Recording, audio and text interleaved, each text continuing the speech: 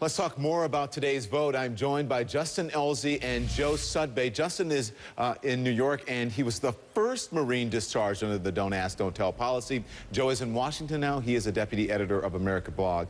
Thanks to both of you for joining us. So, Justin, do you feel like that you started all of this and look where it ended?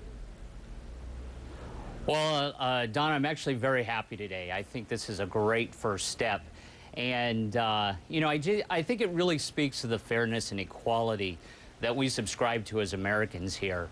And I'm glad that the senators listened to the majority of service members who said that this change would be a positive change and no negative effect to military readiness. Any regrets? If you had to do it all over again, would you do the same thing, or would you, if you had foresight that this day would happen, would you have come out still? Absolutely. As I'm not sure the viewers are aware, I actually, after I was discharged under Don't Ask, Don't Tell, I was actually reinstated and went on to serve 4 years openly gay in the Marine Corps. And I actually just wrote a book about it. And I talk about those 4 years in the Marine Corps. Yeah. Since you're pimping your book, what is it? What's the name of your book?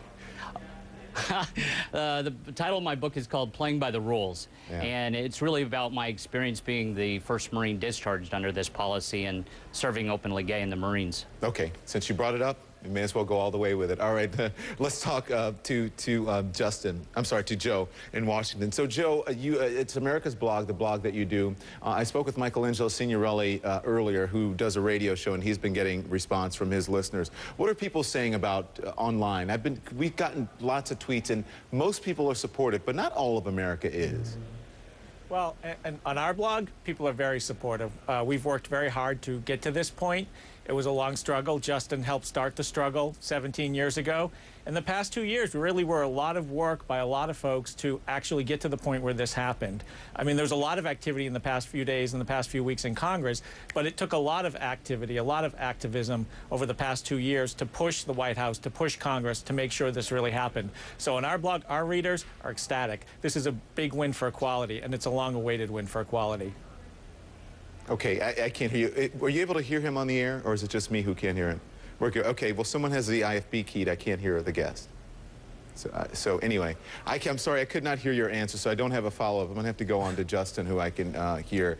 So, Justin, have you spoken to men and women who have been released under... Better question, have you spoken to men and women who are still in the military now, and how are they feeling about today's vote? Absolutely. As you're probably aware of, there's an organization called OutServe, which has a large network of gays and lesbians in the military, and a lot of them are really excited about this, that finally they're not going to have to lie anymore and have to look over their shoulders and be worried about being fired. So I think this is a really good day.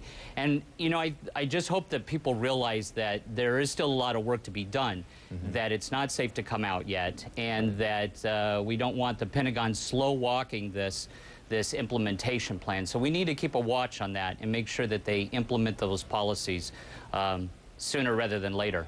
Okay, I'm going to be bold here and ask Joe another question. I know that I can hear him, but the audience can. So, listen, what does this mean for the rest of the country beyond the military? And I'll ask a similar question that I asked to the guest earlier. Is this a watershed moment when it comes to America and dealing with gay rights or homophobia? I think it actually is a very important moment for America. You got to remember, this legislation has very broad support. It is supported by almost 80% of the American people. This is not a controversial issue for the American people. They've moved past it. And I think that's really significant. The military is viewed as a bastion. You know, it's an important symbol to America, and it's one of the last places where discrimination against gay people was legally sanctioned. That's no longer the case. And I also think it's important that the politics have changed. I mean, just a few months ago, the president was at the G20 summit, and he said that people told him not to do Don't Ask, Don't Tell because it was bad politics. But what we're seeing is actually it's good politics. It's very good politics. This is going to be viewed as a great victory for the Obama administration.